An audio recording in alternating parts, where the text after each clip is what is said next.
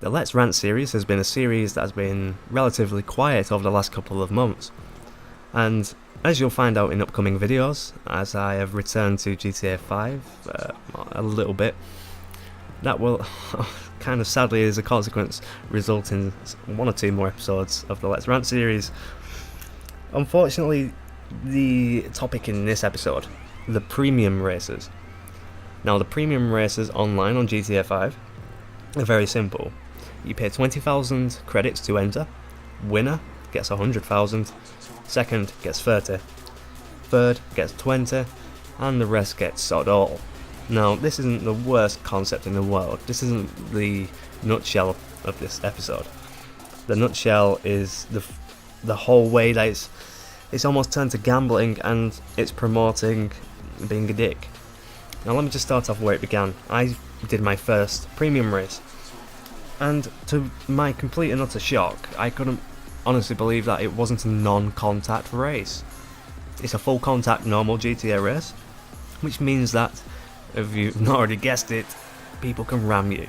And if you're not already aware of the GTA community, the public racing side of it at least is a bunch of scumbags. They are dirty arseholes. And it's so sad to say. To give you a bit of an idea, over the last couple of days I've done around 50 to 70 online public races, mostly stunt races, and I've only met one clean racer amongst those entire races. And we were so shocked we sent each other a message saying, "Oh my god, another clean player on GTA Racing." And as a result we added each other because it's such a rarity. When it comes to the premium races, I assumed, wrongfully obviously, that Rockstar might put it as non-contact, because you'd think no slipstream, no catch-up, make it a non-contact race, make it a clean, level playing platform. So then it's not as much gambling, it's just pure contest at who's better. But when you play these, as they stand right now, when you play these premium races, it's basically how lucky are you going to be if you get span out, like who's going to be the luck of the draw there. I was in the lead in the premium race, had one lap to go. There was a guy catching me with only a couple of tenths of a second each lap, which was quite a nice tidy race. And I thought when he catches me up, we'll have a nice race. And unfortunately, yeah, I was wrong. Span out and had to finish in second. So basically that guy got an extra $70,000 in-game credits for being a dick. Now this is where the point comes.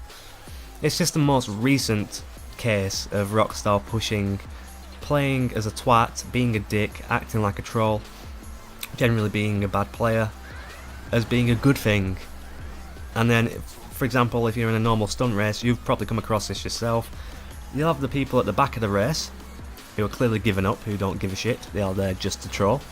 They'll block off a narrow point in the track or a jump where you have to go and ruin the race for every other single person in that session. And if we leave the race because we've had enough of it and we don't want to carry on, then we get a little ironic message at the top left.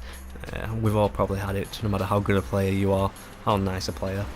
Oh, you left the job. Oh, be careful, you'll be a bad sport. I'm the one who's a bad sport.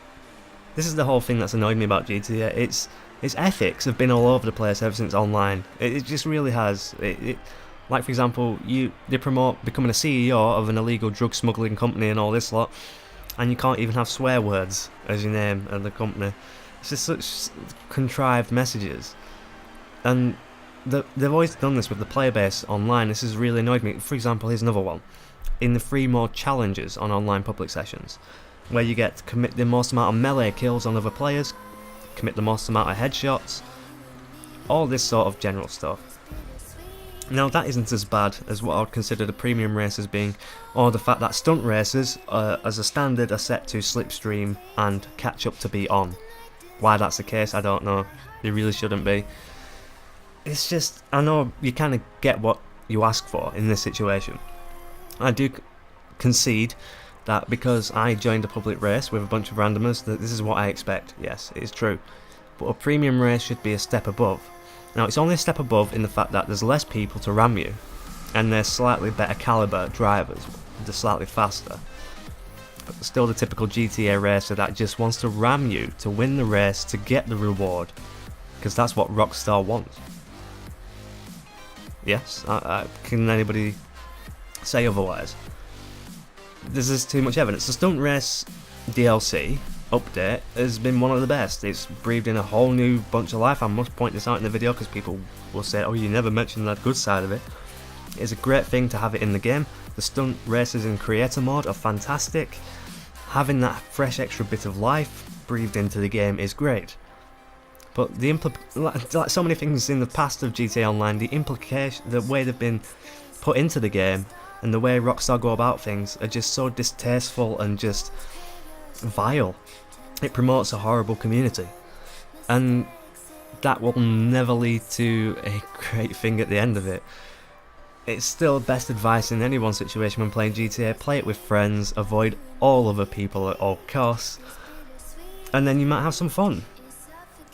That's pretty much the way it goes, and unfortunately that's the same for racing, it's the same for jobs, for the missions, and I just wish it was different. You had a chance, GTA, here to really make something different with the premium races, because you've got that barrier to entry with having the money, so you've got to be willing to put the money down, but therefore you're also given that encouragement because it's a normal race where it's not a non-contact race.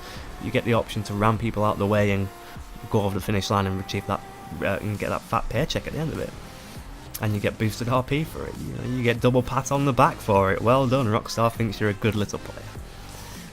I don't. I think you're a cunt, to put it frank. And I know that people expect more swearing in this episode, but I think swearing isn't necessary in all cases. In this case, I've done all my swearing. That's why my voice is kind of going. You might be able to hear it. It's because I spent the last 20 minutes. This is the first time I've been genuinely angry at a single player on an online game since the PlayStation 3. I really want to snap my joypad, go to that person's house, punch them in the face. It's the sort of situation back in the day, a couple of years ago, before online really was a thing. You'd play couch co-op with a friend, like maybe play Tekken or play some Street Fighter or some sort of game where you're fighting against each other. And one of you would do a dirty move. Like a really underhanded dirty move, which is like an almost unspoken forbidden rule in certain games. And when it comes to racing, doing that to the leader, who fully deserves, if you want to have a battle, a racing fight, that's fair enough, but to just purely take them out is despicable. I can't stand it in any form, in real racing, in the real world. I can't stand it in any game that has racing. Can't stand it, it's disgusting. The only way you get away with it is for stuff like Takedown, for example. Burnout Takedown was a game I played offline. You're doing it to AI, it doesn't matter what you do to them. Doing it to other players that are just trying to have a clean race, which is never what Burnout Takedown ever was anyway. Not that mod at least, not the Takedown mod. And GTA is just that. Every single player on GTA Online Stunt Races pretty much, almost, is a typical Burnout Takedown player. They don't see you as a thing to race with, they see you as a thing to take out. That's the point of this episode, along with Rockstar influencing this shitty behaviour in more than just this area of the game, and it's a thing that should be pointed out. It's a shame.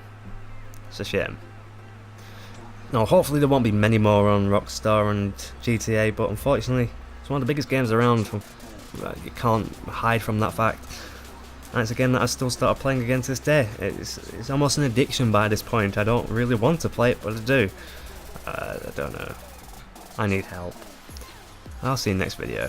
For now, goodbye.